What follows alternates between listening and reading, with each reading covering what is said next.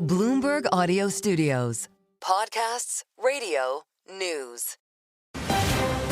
You're listening to the Bloomberg Balance of Power podcast. Catch us live weekdays at noon and 5 p.m. Eastern on Apple CarPlay and Android Auto with the Bloomberg Business app. Listen on demand wherever you get your podcasts or watch us live on YouTube.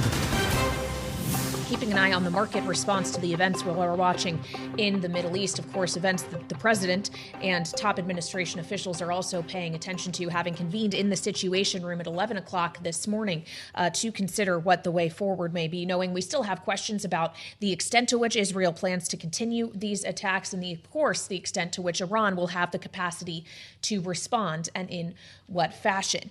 But as we mentioned, Israeli Prime Minister Benjamin Netanyahu has signaled that these operations will continue for some time, as he outlined last evening in an address the operation that Israel is referring to as Operation Rising Lion. Israel launched Operation Rising Lion, a targeted military operation to roll back the Iranian threat to Israel's very survival. This operation will continue for as many days as it takes. Today, it is clear that Iran is just buying for time.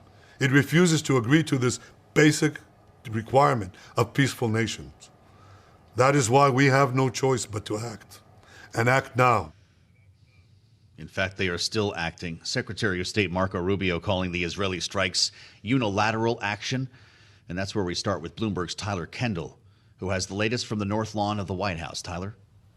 Yeah, hey, Joe. Well, we're still waiting on some pretty important updates from the White House. One, President Trump convened his National Security Council earlier today. That was on the public schedule for 11 a.m. Eastern. And two, we are expecting a phone call between President Trump and Israeli Prime Minister Benjamin Netanyahu. Of course, when we get any of those readouts, we'll bring them to you. But it does come as President Trump does seem to signal some apparent support for these Israeli airstrikes, even as the U.S. contends it is not part of the ongoing operation, though it did get advanced warning that it was coming ahead of time. And there's really a few key things that we are focusing in here on. Of course, one being that in a series of posts on Truth Social earlier today, President Trump really touting American military might and also suggesting that U.S. equipment could be flowing into Israel shortly. But he made the point that one of the top priorities here is that the U.S. wants to see Iran make a nuclear deal. This is going to be absolutely imperative. And he sort of put on a warning to it, right? He said that it has to happen before it's too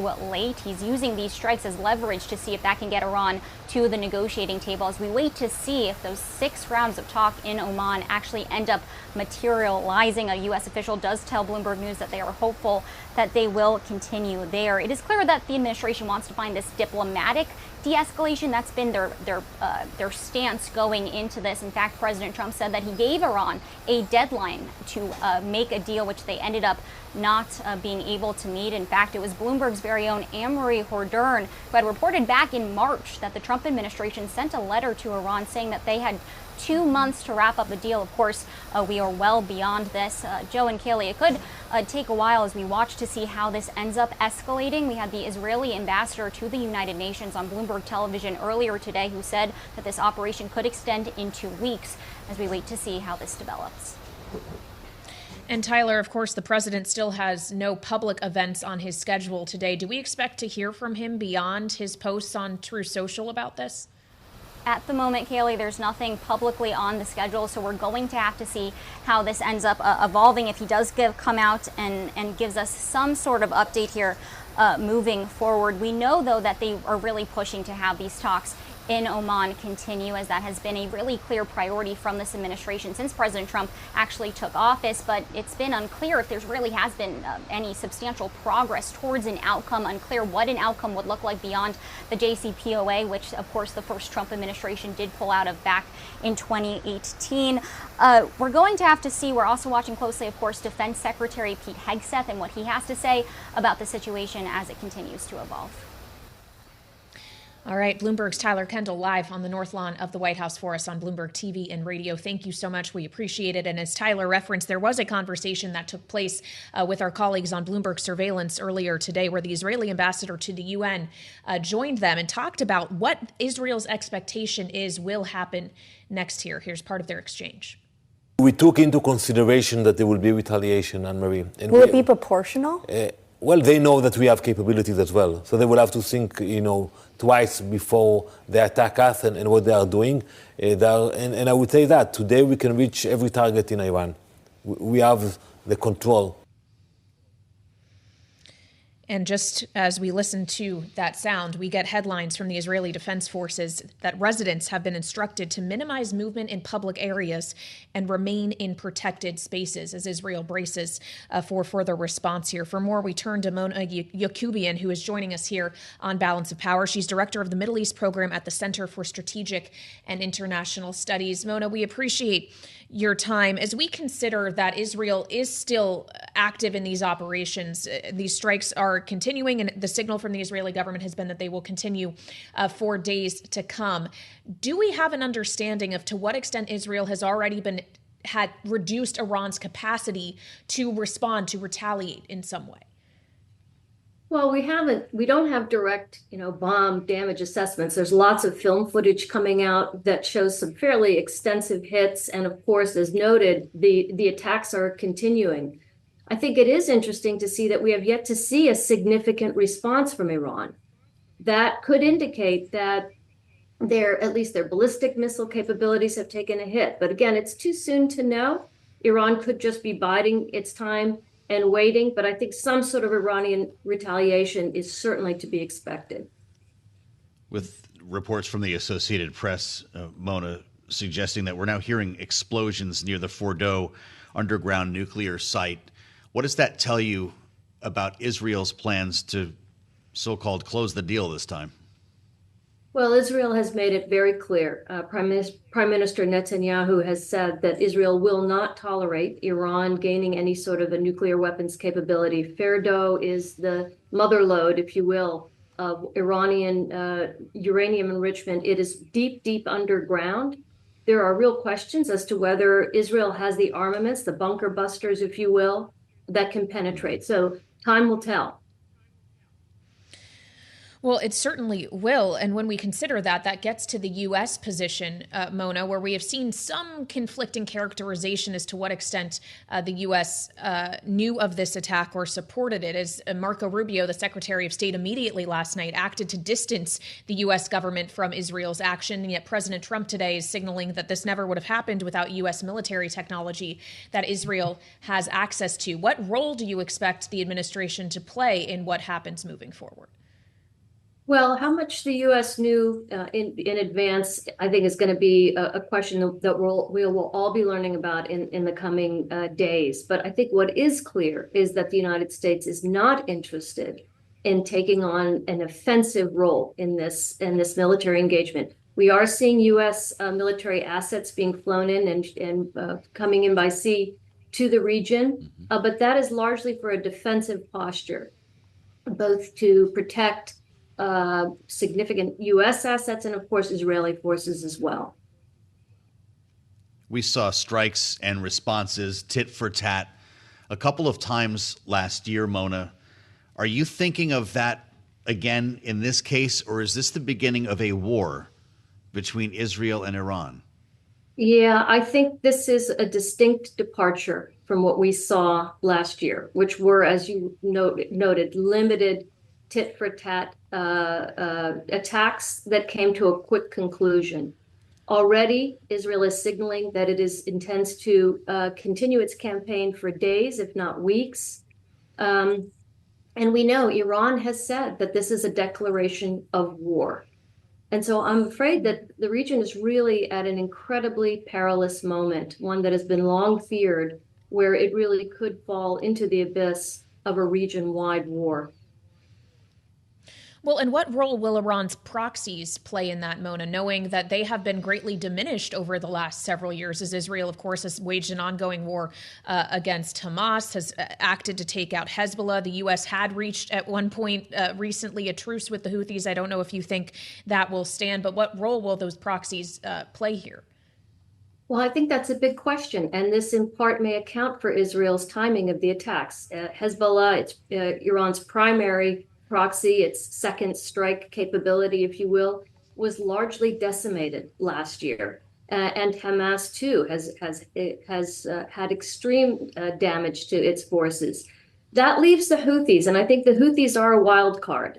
We should not underestimate the Houthis' capabilities. We'll have to see what they do, whether they choose. They have already launched attacks on Israel in the past. Do they join the fight? We're going to have to wait and see. You mentioned the lack of response, or at least the slow response from Iran, knowing that a lot of things could still happen, Mona. Does that speak to disruption at the top of the chain of command following the killings we saw last night? Yeah, I mean, we're seeing fairly significant decapitation of Iran's military and paramilitary forces. There's no question this has put Iran on the back foot.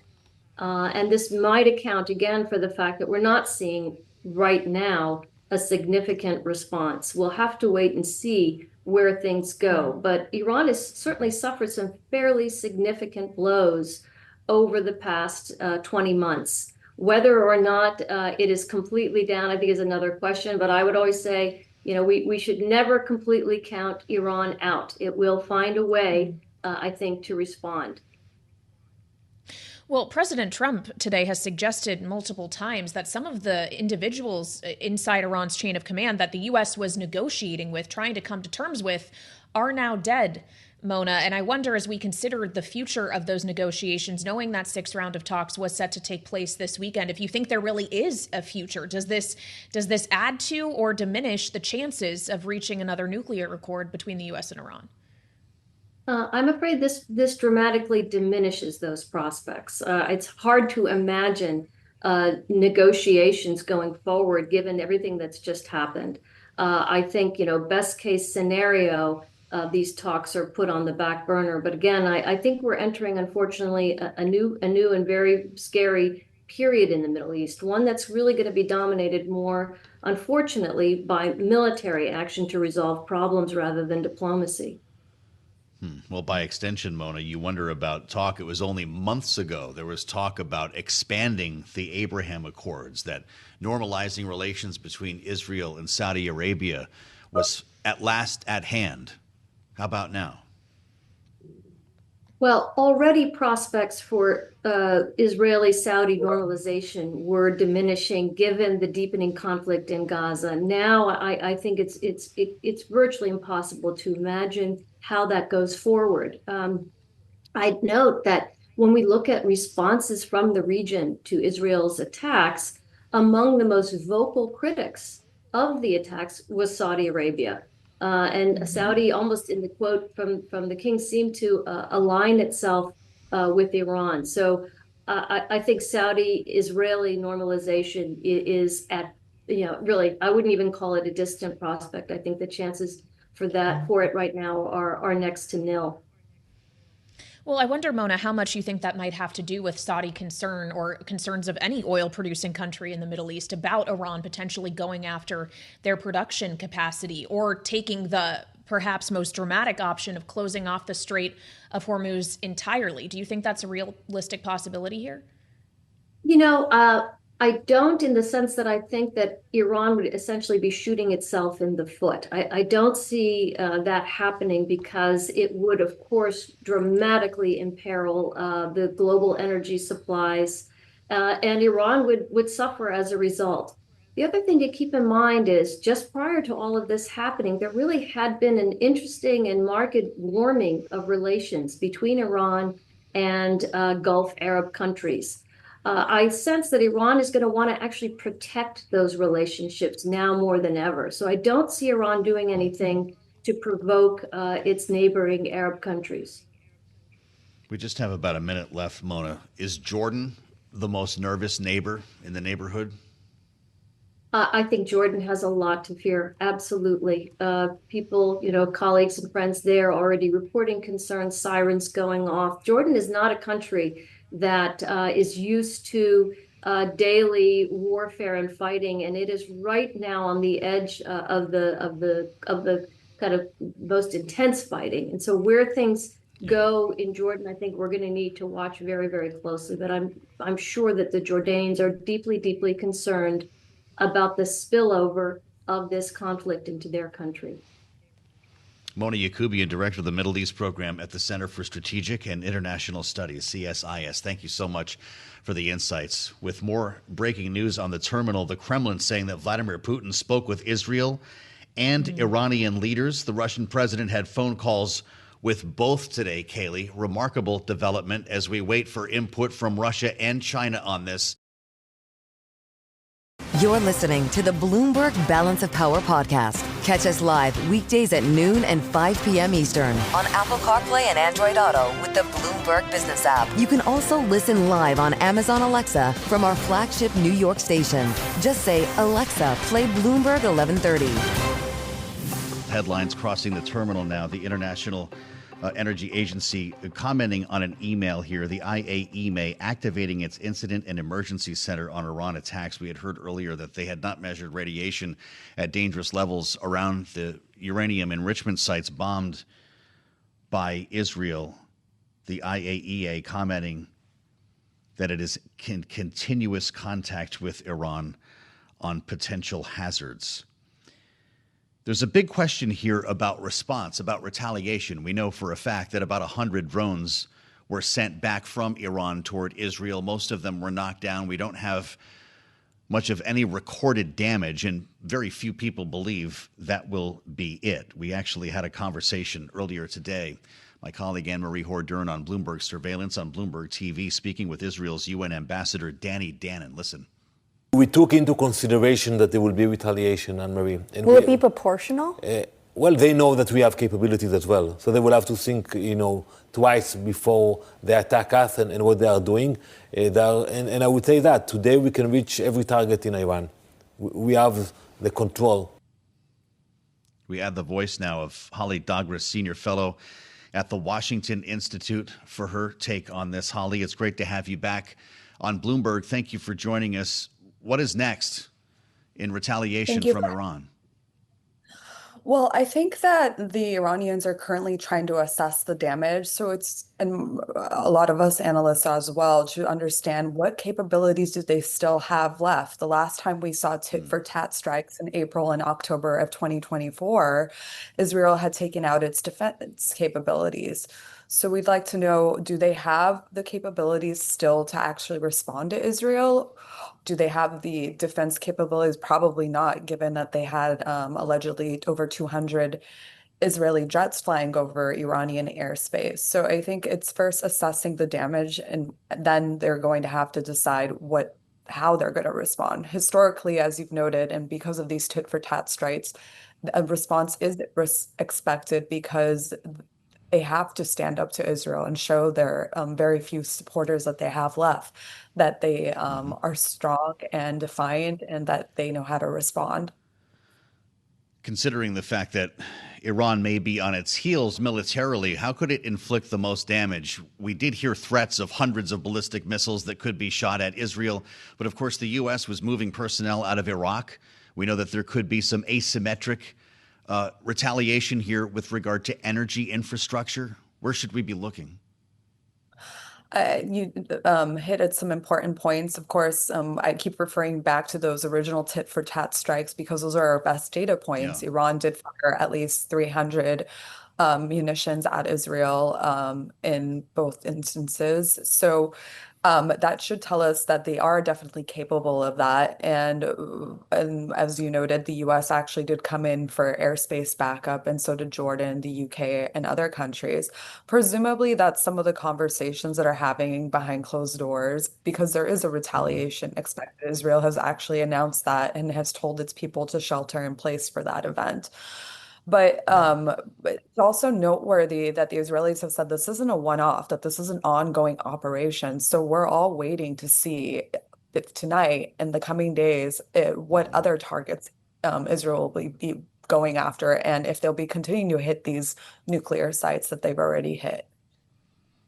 There are big questions about whether Fordo will be on that list. There were a number of enrichment sites, nuclear infrastructure sites, but this is the area where you have the deep underground caverns and the control centers that would likely require the use of the Moab, the U.S.-made mother of all bombs, as it's called. Will that be on the list of targets? Well, when you talk about bombs and capabilities, that's the issue. That's been why there's been a lot of conversation on Washington about why Israel shouldn't go on it alone, because Israel doesn't have the capabilities to hit these very deep nuclear facilities, and that the United States arguably has the right bombs, and it hasn't, at least to our knowledge, handed over those bombs to Israel to do these kind of attacks. So in essence, this is looking more like a mow the lawn attack where they're taking out things and slowing things down thus far. But and as we wait for more information, it's not entirely clear if these facilities are being taken out in their entirety. I want to ask you about the diplomatic side of this before you leave us, Holly. The president is still talking about a deal being possible. In fact, he seems to think, based on comments to Axios earlier today, that these strikes make a deal more likely, knowing that there was a set of talks planned for Sunday. Here's how the president put it yesterday at the White House ahead of these attacks. Iran cannot have a nuclear weapon. Other than that, I want them to be successful. I want to have an agreement with Iran. We're fairly close to an agreement. We are fairly close to a pretty good agreement. It's got to be better than pretty good, though, but it's got to be, I'd much prefer an agreement. As long as I think there is an agreement, I don't want them going in, because I think it would blow it. Might help it, actually, but it also could blow it. Well, they've gone in. What are the chances now, Holly?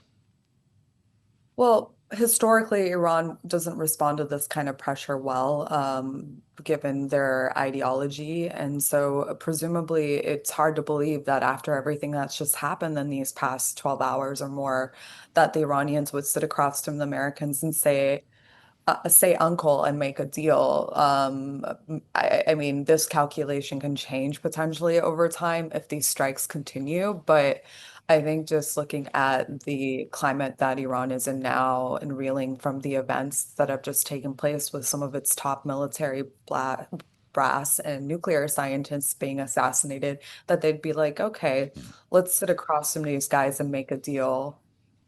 Not likely. Holly Dagres, Senior Fellow at the Washington Institute, one of the voices we wanted to hear from today. Holly, thank you so much for the insights. Something tells me we're going to be talking again soon. And we do want to stay in touch as well with Mike McGlone, one of the other voices that we add to the mix today with our eyes on the energy space here, having seen the pop in oil prices. West Texas Intermediate crude oil futures up about 6% right now. We're hovering just below $72 a barrel, and we saw Brent jump on this even more overnight. Mike McGlone, of course, covers commodities for us, our senior commodity strategist at Bloomberg Intelligence. Mike, it's interesting that no actual energy infrastructure that I'm aware of was targeted outside of nuclear infrastructure by Israel. Is this in anticipation of, in fear of, a supply disruption that we have not seen yet? Correct, Joe, and I like that word you use, pop. Pops usually don't last long. It's a few better ways to fuel a bear market than to cleanse the shorts, and we certainly did that today. The high for the year in WTI is around 80. We pumped up to around 76 or so overnight. Now we're about 72, which is unchanged on the year. The low is 55. Yep. And we still have an overhang of excess supply in the U.S. and the world and declining demand. You have to ask ourselves, is this going to add to that or reverse it? It's going to increase that supply and decrease demand. And unless there's some kind of supply shock that's enduring, it's probably going to enhance that bear market for prices to go lower. So if we did see Iran respond with an attack on energy infrastructure, an attack on pipelines or on ports, what would it mean? Would it fulfill this jump in prices or send it even higher? Exactly. It might fulfill the current jump in prices. It might get to 80, but I published today, I think 80 is a new 100. Since the Russians' invasion of Ukraine and that bear market with prices going down from 130, the highest volume area has been around 80.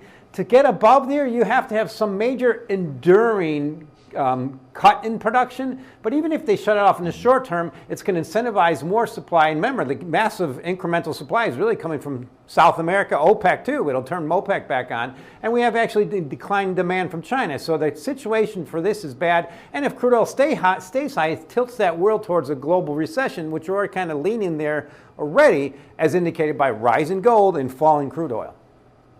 Wow, really interesting. It's not what I expected to hear from you, Mike, and that's why we like to talk, of course, because you're the expert here. But we all grew up thinking that this was the end. When you see the headline that Israel has attacked Tehran, head for the hills, start stockpiling oil and gas. This is a remarkable reaction then, isn't it? Well, I like how you brought that up as we grew up, because that's how the world's changed. In 2008, the U.S. was importing about 10, 11 million barrels a day. Now we're exporting about 3 million barrels a day. The paradigm shifted. We have a massive oversupply of energy and grains and agriculture. And so OPEC's less significant. So that might hurt the rest of the world, but I can just sense a lot of people in the oil patch are looking at this and say, oh, cool, I can sell forward some of these prices, add to my production, and lock in profits. How about that? I have to ask you, because you're with us, about what's happening on the gasoline side as we look to refined products. AAA's got a national average $3.13 for a gallon of unleaded. When we consider a geopolitical world that could be very tense this summer, and you add demand from summer driving season, is this the level we're going to be at, or could we see something more severe? You remember what happened to gas when Russia invaded Ukraine. Yeah, so that's the key reason why we're still in a downward trajectory in both energy products and commodities. It's on the back of Russia's invasion of Ukraine. It's incentivized more supplies and decreased demand. But the price right now, you mentioned, is down about 10% from this time last year. It's a seasonal factor. Come next year, I think it's going to be closer to a 2 handle, particularly if we get a little bit of rollover in the U.S. stock market. And particularly because, remember, we're a net exporter of crude oil and liquid fuels in this country. We don't have to worry about the rest of the world anymore. So it's actually more their problem if this continues to happen. It's actually good for the U.S. Fascinating. A true expert, Mike McGlone. Great to see you, Mike, and appreciate your clutch analysis here, as always, from Bloomberg Intelligence, where I swear the smartest people in the business all work. We just saw a headline across the terminal. The IDF detecting a missile was launched from Yemen towards Israeli territory. This is another potential factor here if this begins to impact shipping in the Red Sea, with big questions about what it means for our agreement or truce or whatever we're calling it with Houthi rebels in Yemen. Park that here. We're going to assemble our panel next with developing news under our feet here on Bloomberg. Jeannie Shanzano and Rick Davis, I'm glad to say, are straight ahead here on the fastest show in politics. Stay with us on Balance of Power, only on Bloomberg. You're listening to the Bloomberg Balance of Power podcast. Catch us live weekdays at noon and 5 p.m. Eastern on Apple CarPlay and Android Auto with the Bloomberg Business app. Listen on demand wherever you get your podcasts or watch us live on YouTube. Thank you for joining us here on Bloomberg Radio, satellite radio channel 121 on YouTube. Search Bloomberg Business News Live to find our live stream on YouTube, as well Bloomberg Originals, with our continuing coverage here that's going to continue rolling through the day, because we have a lot to learn about not only what happened last evening in Israel's strikes against Iran nuclear facilities, against its top military commanders, but of course the retaliation that we're expecting, and frankly the continued attacks by Israel. Benjamin Netanyahu making it clear they are not done. This could last days. Jets have been scrambled again. There was another round of strikes that apparently set off air defenses in Iran, and we are now seeing headlines from the IDF. This is important. Sirens in Jerusalem are now being heard after a projectile was fired from Yemen. Of course, remembering our truce, if I can use that word, with Houthi rebels in Yemen who were interfering with shipping in the Red Sea. All of this could be renewed at this moment. Reuters citing Israeli military on continuing attacks. Of course, as we get into the evening there, we could have a lot more to talk about. Israeli attacks focusing on missile launchers and drone sites. Now, Reuters says Israel says its Air Force is continuing to attack Iran. This is happening as I speak to you here on Bloomberg Radio. I want to back up a little bit to 11 a.m. Eastern Time. Less than 2 hours ago, President Trump was scheduled to be in the Situation Room for a meeting of his National Security Council. We have not heard that that meeting has concluded. He may still be in there now. That is also likely why we're not seeing continued posts on Truth Social. He did post a short time before he went into the Situation Room. And there were a couple of things that were really interesting, knowing that the administration so far, at least on an official level, has said that the U.S. was not involved. Secretary of State Marco Rubio calling the Israeli strikes a unilateral action in his statement last evening, saying point blank, the United States was not involved. He said the Trump administration's top priority, as you can see on YouTube, is protecting American forces in the region.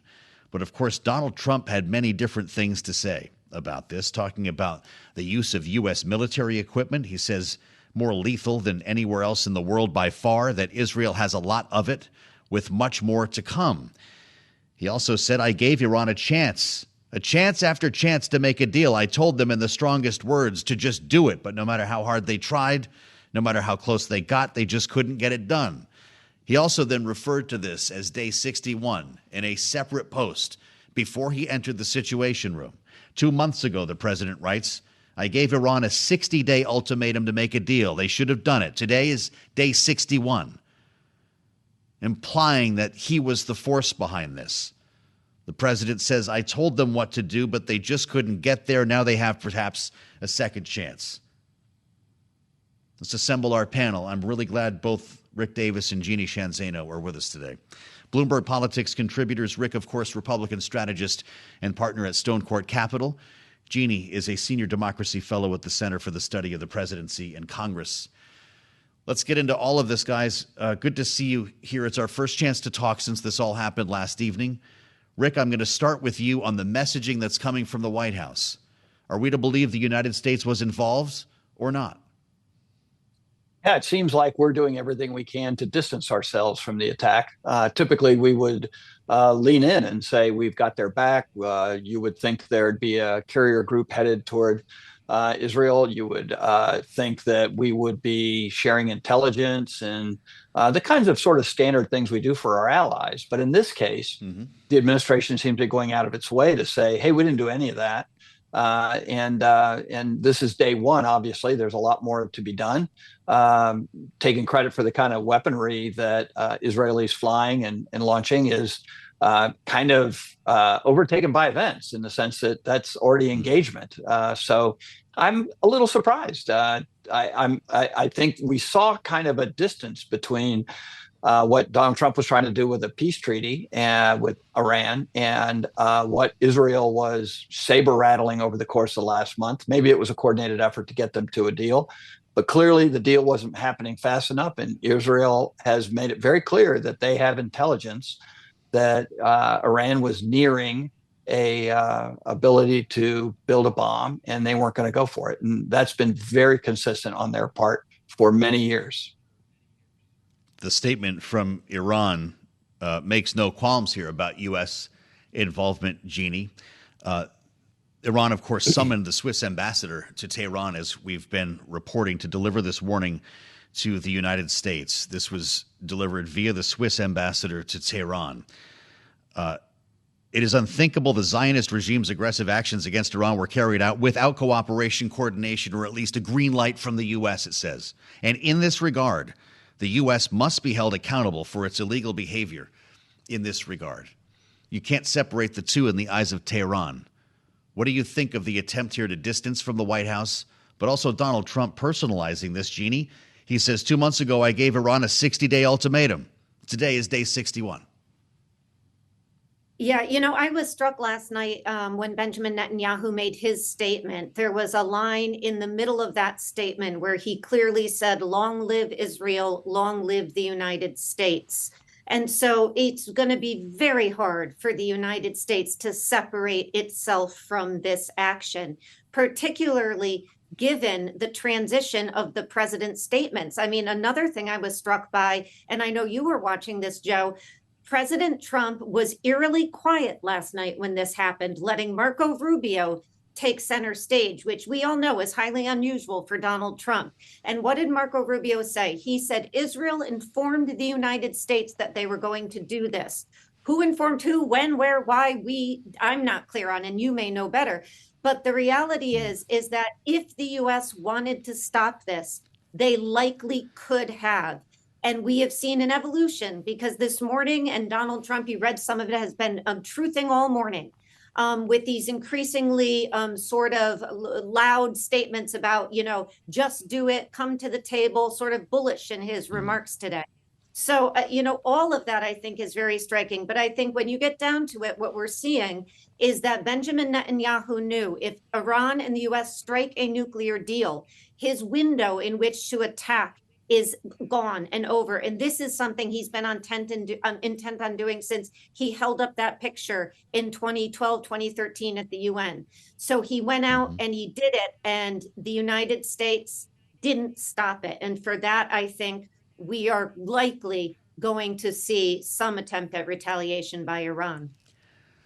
An important headline just crossed from the Associated Press. Rick, we've been waiting to see if this was in fact going to happen, if this type of follow-through would in fact happen under the orders of Benjamin Netanyahu. An Iranian news outlet close to the government now says 2 explosions have been heard near the Fordow underground nuclear enrichment plant. This is the big one, Rick. This is hundreds of feet underground, under rock.